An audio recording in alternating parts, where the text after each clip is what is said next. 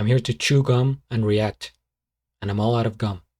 What's up, guys? GeorgeTheCloud here. Welcome to the channel, and welcome to my life. Billion Dollar Babies by Alice Cooper. This is a request by Brad Taggart. Thank you so much for the coffee. So he has written here that this is from Billion Dollar Babies album from 1973. I think I've reacted to one other song from the album. The others have been from the Killer album of 1971. So I'm assuming this is the album that came right after Killer. So let's get into the video right now. I've never heard this song, and I'm excited. So thank you guys for tuning in. If you would like to support my music journey, please check out my Patreon. It helps out a lot. Grab some popcorn, fill up your water, put your headphones on. Let's begin.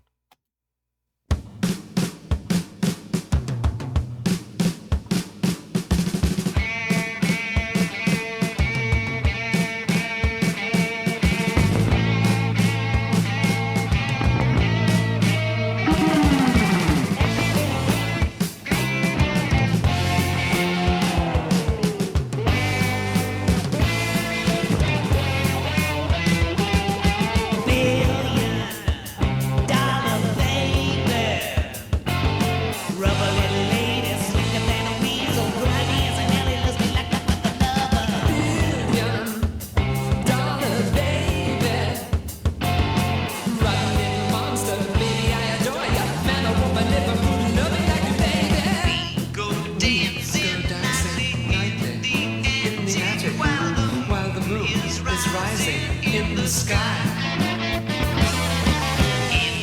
If I'm too rough, tell me. I'm so scared your little head will come off in my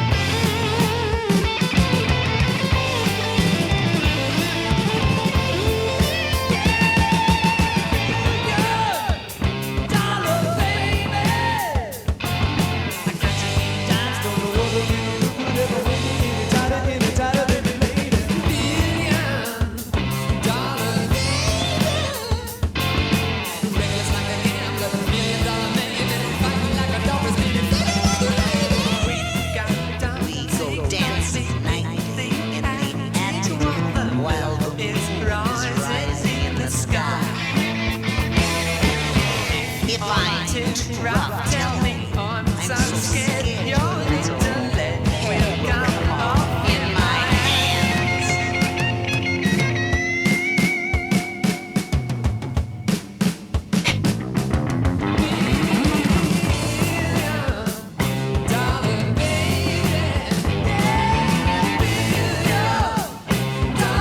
baby, $1 baby, Trillion. Zillion.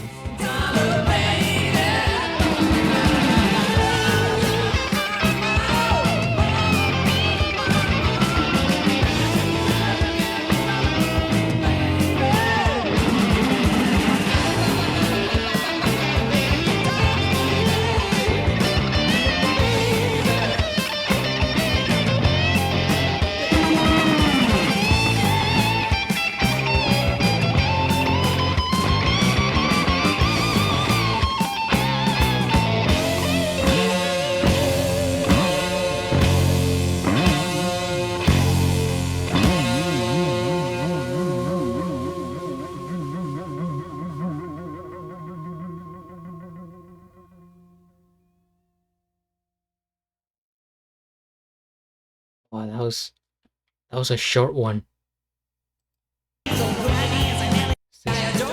Here. In the sky.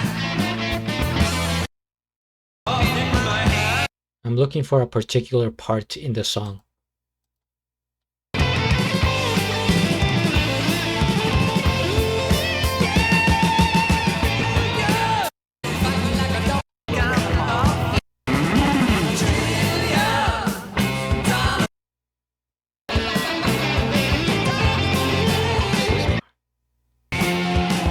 right at the beginning.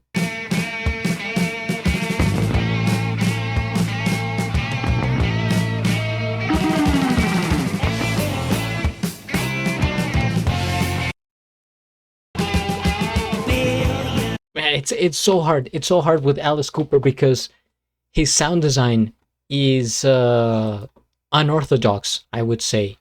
I never know when the drop is gonna come or a switch up or this and that. He keeps me, kind of. I'm like waiting for stuff to happen. First things first, we hit the like. I am subscribed and I'll have a link of the original video down in the description below. I was looking for that part where you hear the guitar going into like this upscale kind of motion, like kind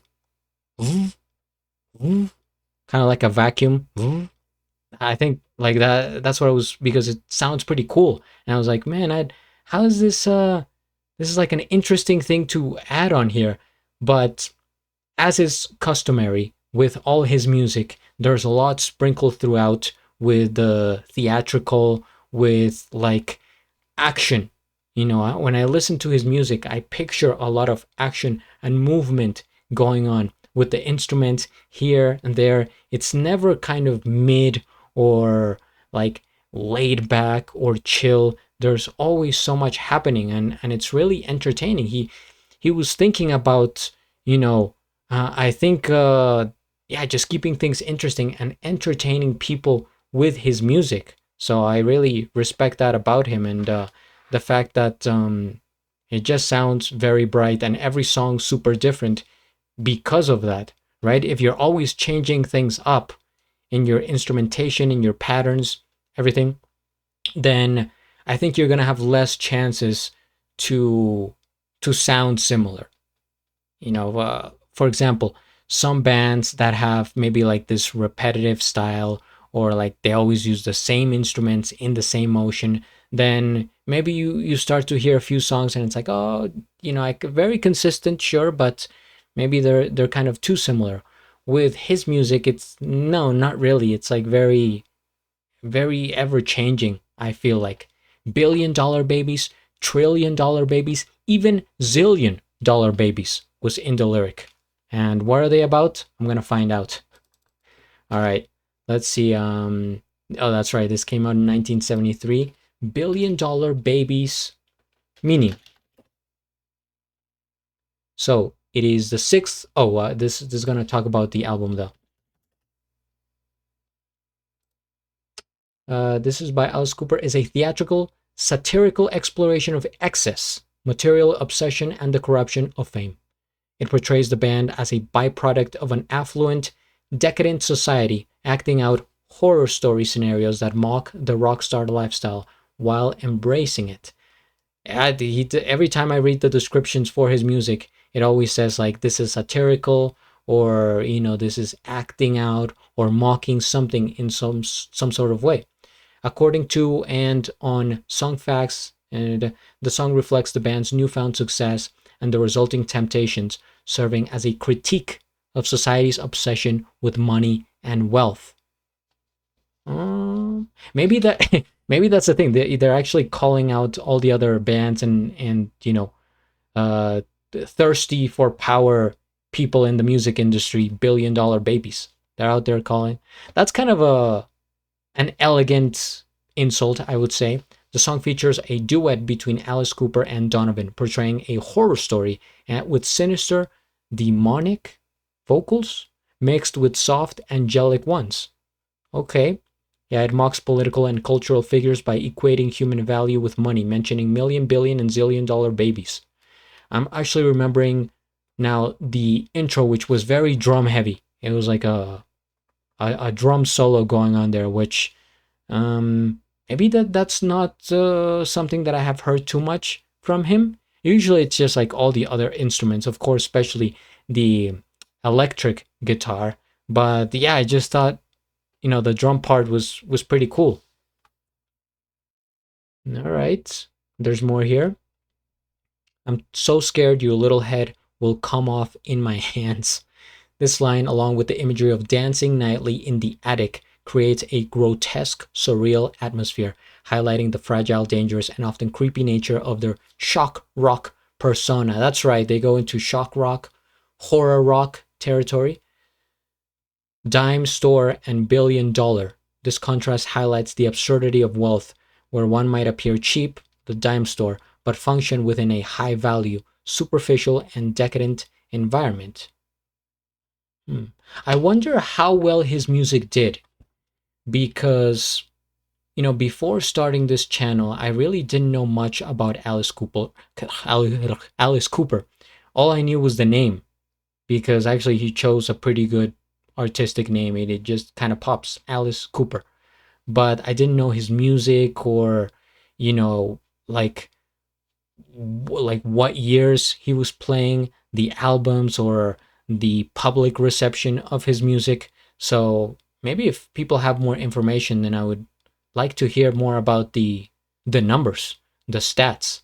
I imagine he had to do well enough to be able to continue and keep putting out albums. But yeah, just for somebody that I didn't know, I didn't think of as that big, then I figured he was more, kind of lurking in the shadows, but maybe not.